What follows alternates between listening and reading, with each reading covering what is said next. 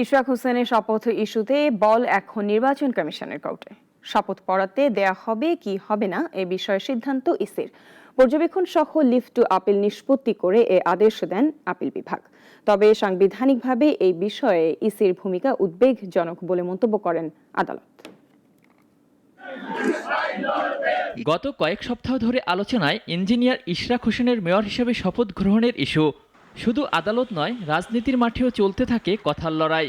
অথচ আইনি কিংবা রাজনৈতিক বিতর্কে পুরোটা সময় নীরব ভূমিকায় ছিল নির্বাচন কমিশন।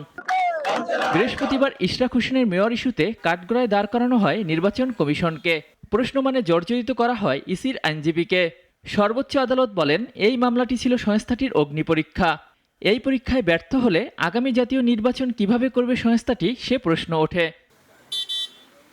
ইশরাকের মেয়রের মামলা নিয়ে সাংবিধানিক দায়িত্ব পালনে নির্বাচন কমিশনের ভূমিকা উদ্বেগজনক বলে মন্তব্য করেন আপিল বিভাগ।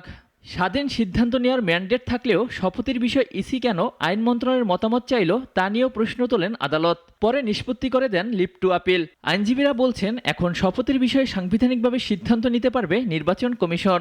আজকে যে আদেশটা হলো, মামলাটা তাদের লিভ দেয়নি, লিভ গ্র্যান্ট করে নেই, কোনো স্থগিতাদেশ দেয় নেই এবং নিষ্পত্তি করেছে বলছে যে নির্বাচন কমিশনই সিদ্ধান্ত চূড়ান্ত হবে। ইলেকশন কমিশন যে সম্পূর্ণ স্বাধীন এবং তার কাজের ক্ষেত্রে তিনি যে কাজগুলি করবেন, এইখানে অন্য কারোর মুখোমুখির প্রয়োজন নাই।